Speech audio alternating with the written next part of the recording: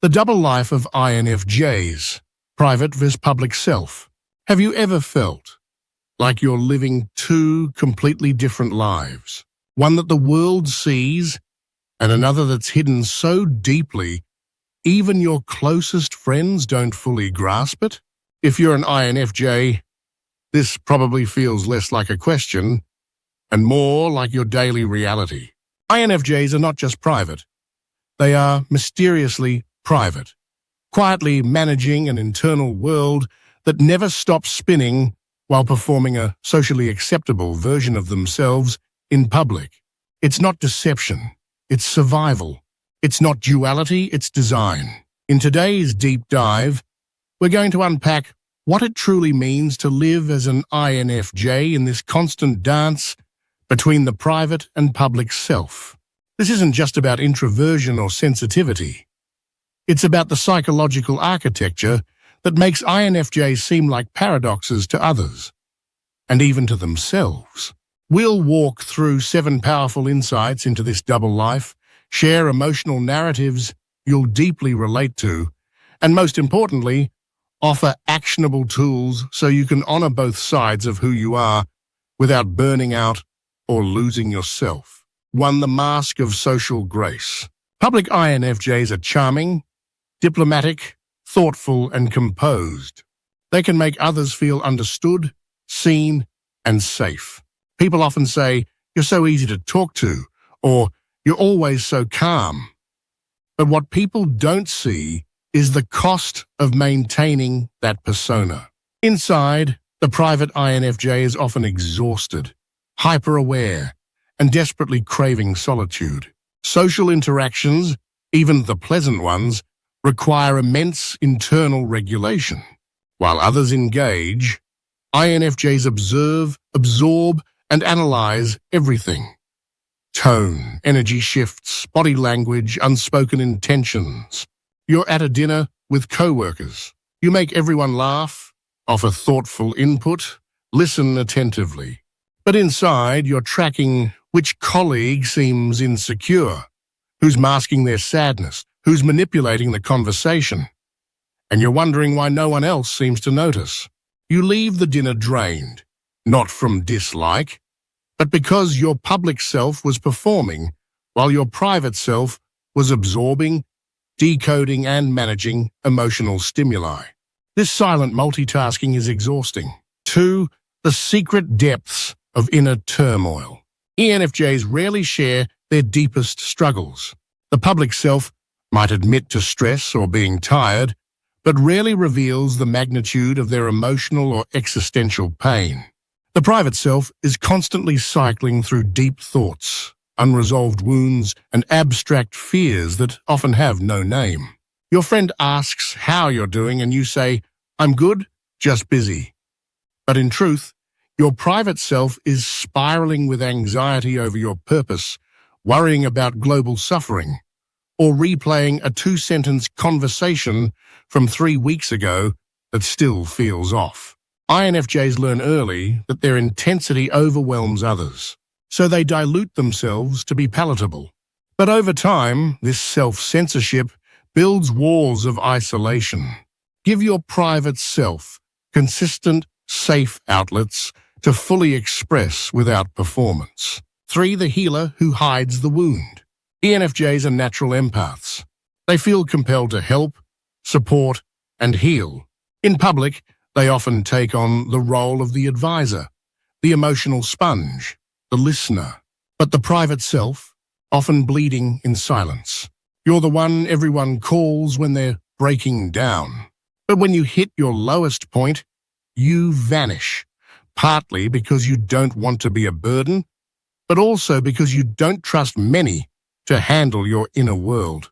INFJs struggle with asking for help, not because they're proud, but because they fear being misunderstood. The idea of opening up, only to be met with surface-level platitudes, is more painful than staying silent. Let others earn their way into your private world, but don't keep the door permanently shut. 4. The public idealist versus the private cynic. In public, INFJs are often perceived as hopeful, visionary or morally anchored. They advocate for justice, compassion, and a better world. Privately, however, INFJs can be deeply cynical, not in a hopeless way, but in a hyper-realistic way. They see the darkness beneath systems, the shadow in human nature, the duplicity behind kind words. At work, you champion inclusivity and fairness. But privately, you're frustrated that your values are being exploited for performative branding. You smile in meetings, but your inner monologue is dissecting the hypocrisy. This internal dissonance creates guilt. INFJs wonder, am I being fake? When in truth, they're managing a paradox, hoping for the best while preparing for the worst. Allow your inner cynic to speak. Don't suppress the shadow. 5. The performer's fatigue. INFJs may not feel like performers, but living inauthentically, even subtly, is a form of acting. Code switching between public grace and private truth becomes exhausting. You laugh at jokes that don't resonate. You nod in agreement when you actually disagree.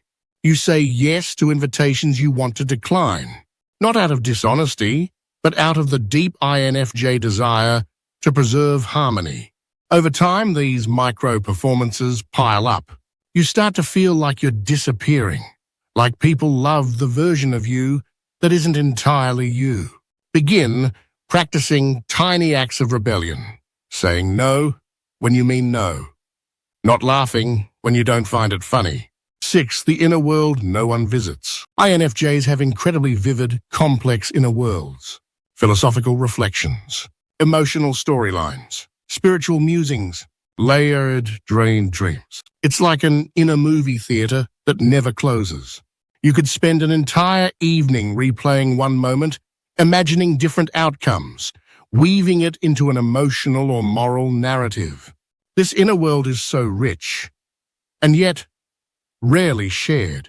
It feels too sacred, too abstract, or too intense for most people. So, INFJs retreat into it more and more, until the private world becomes more real than the public one.